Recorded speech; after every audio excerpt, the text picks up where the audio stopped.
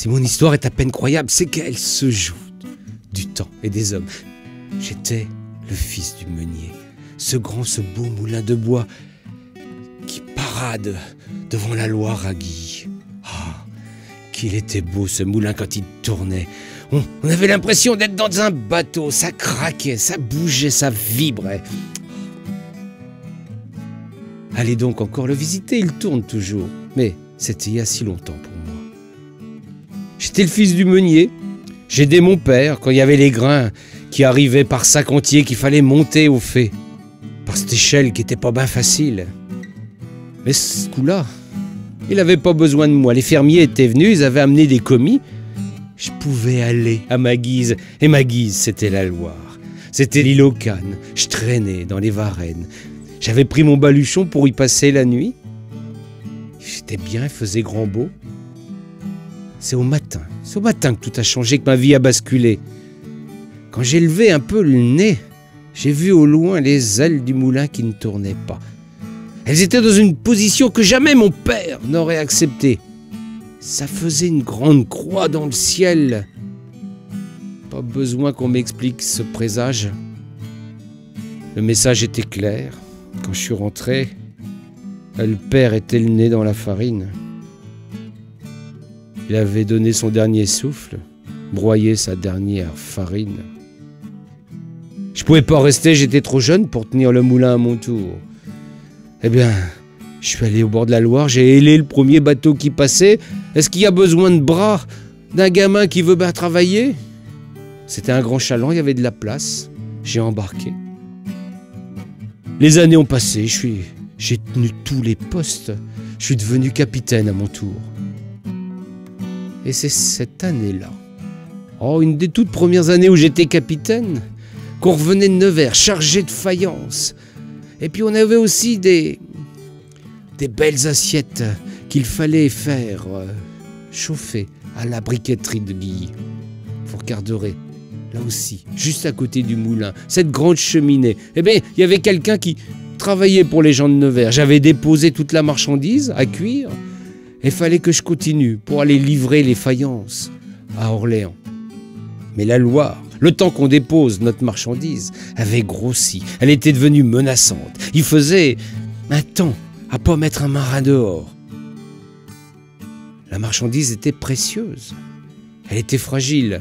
Il fallait absolument se protéger. J'ai mis le bateau à l'abri sur cette petite rivière, juste en amont de Châteauneuf, du côté de la Ronce, au bout du Chastin, qui s'appelle la Bonnée. On a bien amarré, les hommes d'équipage ont été sérieux, ils ont protégé le frais. Et puis on est descendu, on n'allait pas rester sur le bateau alors que la Loire grondait. Au bout, il y avait une chaumière, on a demandé à l'hospitalité, c'était une petite bergère qui nous a ouvert. Oh.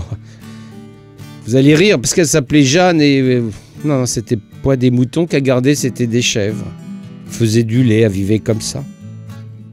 De quelques fromages qu'elle vendait sur les marchés. Elle nous a accueillis, parce qu'on donne toujours l'hospitalité par chez nous autres, aux gens qui sont de passage. Ça va changer depuis. Mais là, il n'y a pas eu de problème. Mais quand je suis rentré, il y a eu un gros problème. Les marins l'ont remarqué, il se passait quelque chose. J'étais comme foudroyé, d'un seul coup. Je savais plus quoi dire, je bégayais. Les marins, ils étaient malins. Ils se sont dit, il se passe quelque chose. Ils sont partis discrètement. Ils sont allés vider quelques chopines à Châteauneuf et ils m'ont laissé avec Jeanne. Oh, ce qui s'est passé, ça vous regarde pas. Non. Mais par la suite, à chaque fois que je pouvais, avec le bateau, j'avais toujours un arrêt à faire à la Ronce. Des marchandises à charger à Châteauneuf, j'en profitais. Les marins, à chaque fois, savaient qu'ils avaient 1 ou 2 journées de libre, qu'ils allaient vider trop de chopines à mon goût, mais c'est pas grave, ils me laissaient tranquille. Puis ce qui devait arriver arriva.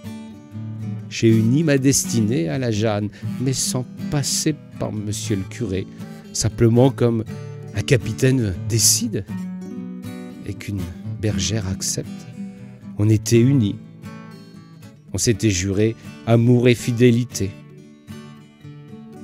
Les années ont passé. Mes arrêts étaient toujours aussi fréquents, mais il y avait quelque chose.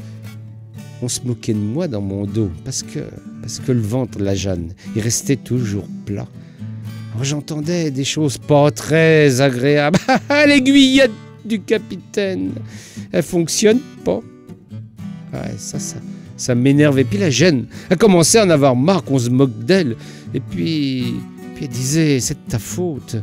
T'es un mécréant, mon garçon. On n'est pas passé devant monsieur le curé, et puis Dieu nous punit. Ouais. Ça me chauffait les oreilles, tout ça.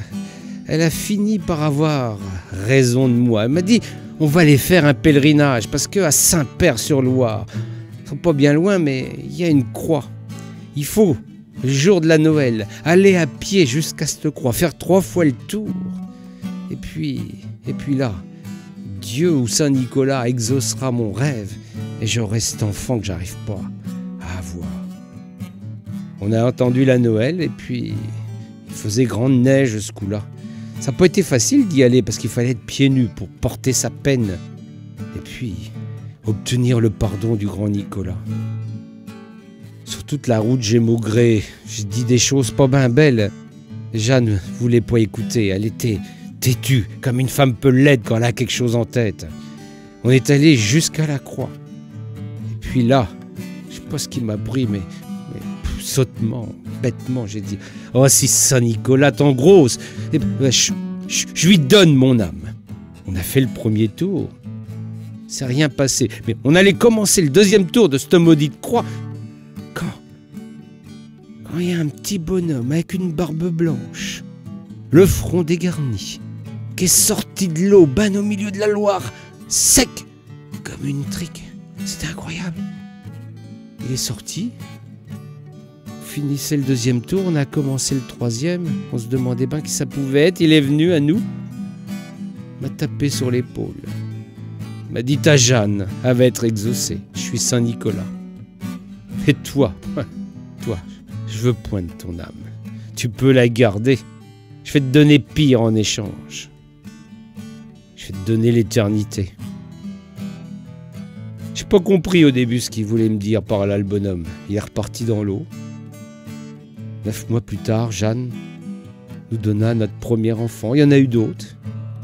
Je les ai vus grandir, j'ai vu vieillir Jeanne. J'ai vu mourir Jeanne. Ses enfants ont fait des enfants à leur tour. Ils ont vieilli. Mes enfants sont morts, et ainsi de suite. De génération en génération, et moi j'étais toujours là. J'allais plus sur la Loire, j'étais plus marinier. Je marchais long en large, le long de la rivière, et je racontais des histoires. J'ai continué comme ça. J'ai vu disparaître les bateaux sur l'eau. Le train avait remplacé cette belle marine de Loire. Puis j'ai vu plus rien sur l'eau. J'avais même plus personne qui voulait écouter mes histoires. Mais j'ai pas arrêté parce qu'il n'y avait pas le choix. J'avais cette vie éternelle devant moi. J'ai continué. Il y a quelques-uns qui m'ont écouté. Il n'y a pas très longtemps de ça d'ailleurs. Et puis ça leur a donné des envies. Ils se sont mis à construire des bateaux. Il paraît que c'était mes fillots. Ou c'était des enfants de mes arrière-petits-enfants. Qui un peu partout sur la Loire se sont mis à construire des bateaux pour réveiller cette belle histoire. Voilà.